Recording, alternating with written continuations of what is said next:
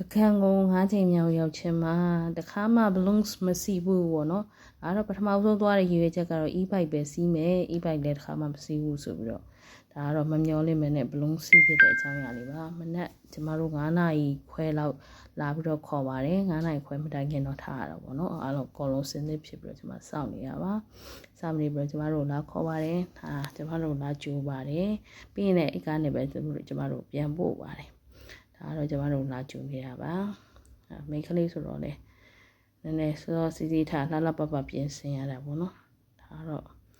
သွားပါပြီကွင်းထဲမှာလက်ဖက်ရည်ဒါမှမဟုတ်ကော်ဖီတောက်လို့ရပါတယ်ကိတ်မှုတ်ကျွေးပါတယ်ပေါင်းမှုတ်ကျွေးပါတယ်လိုရင်လည်းထပ်တောင်းလို့ရပါတယ်ဒါတော့ကျမတို့ပိုင်းတော့ဒါတက်တဲ့အခါကျရင်ဘလို့နေထားနေထိုင်နေရမယ်ရင်ဦးဆုံးထိုင်နေရမယ်ပေါ့နော်ထိုင်နေပြီးတော့မှမတက်ရပြီးတော့အသင်းနေထားနဲ့စီးရမယ်ပေါ့နော်ပြီးရင်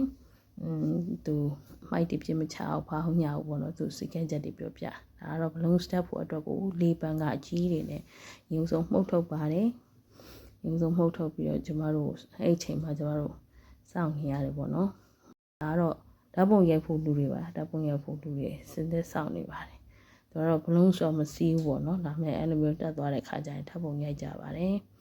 လေးတွေမှုတ်ထုတ်လိုက်ပါပြီလေးတွေမှုတ်ထုတ်ပြီးတော့ကျမတို့ ਨੇ အတူတူအားလုံးပေါင်း balloons 5လုံးပြန်တန်းပါတယ်ပြန်တန်းတယ်ပေါ့နော်ဟိုဘက်ဒီမှာလည်းရှိပါတယ်ဒါကတော့အနီရောင်နှလုံးဟိုဘက်မှာကျမတို့နှလုံးနောက်ထပ် rainbow တစ်ခုရှိပါသေးတယ်အဲ့ဒီဥစ္စာလေးပြန်တန်းပါတယ်โอเคအဲ့တော့လေးမုတ်ထုတ်ပြီဆိုတော့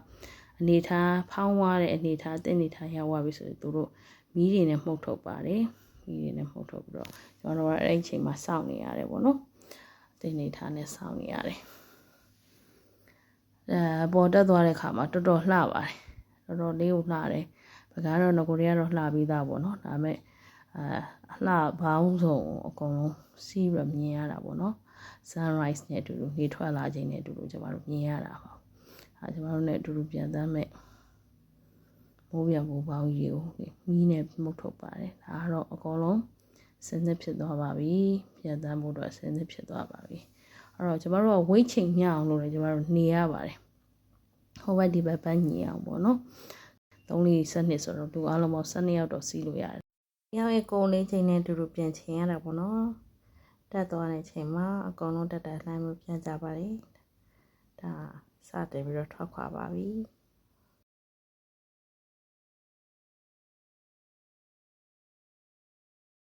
တက်သွားတဲ့ချိန်မှာတော့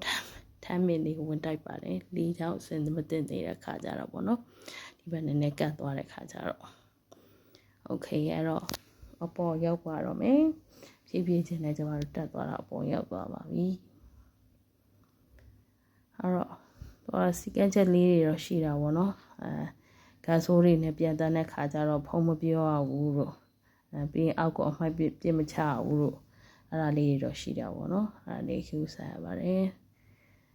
အပေါ်မှာလည်းသိချင်တာတွေမေးပါတယ်ကျမတို့ပေပေါင်း2000အထိကိုကျမတို့ပြန်တန်းခဲ့ပါတယ်ပေပေါင်း2000ကျော်အထိပေါ့နော်အဲ့တော့ဒါအားလှပါတယ်ဒီနေ့ကတိမ်လေးနည်းနည်းထူတော့ပို့ပြီးတော့လှသွားတာပေါ့နော်တိမ်ရှင်းအဲ့လောက်ဖြစ်ပို့မလာပါဘူးဆင်းတဲ့ခါမှာကျမတို့နည်းနည်းဒုက္ခရောက်သွားပါတယ်ဒါကတော့မမတွေပေါ့နော်ကျမတို့ပြန်ပြီးတော့ဆွဲသွားတာပါဒါတော့ဘလုံးစေသူများကိုဘောလုံးတော့မဟုတ်ဘူးပေါ့နော်ဒါသူများဘလုံးတိမ်နေတဲ့ပုံစံမျိုးလေးပေါ့နောက်ဆုံးမှတော့ရှမ်ပိန်တိုက်ပါတယ်အတီးကျွေးပါတယ်ဒီချူပင်းတဲ့အတွက်ကျေးဇူးအများကြီးတင်ပါတယ်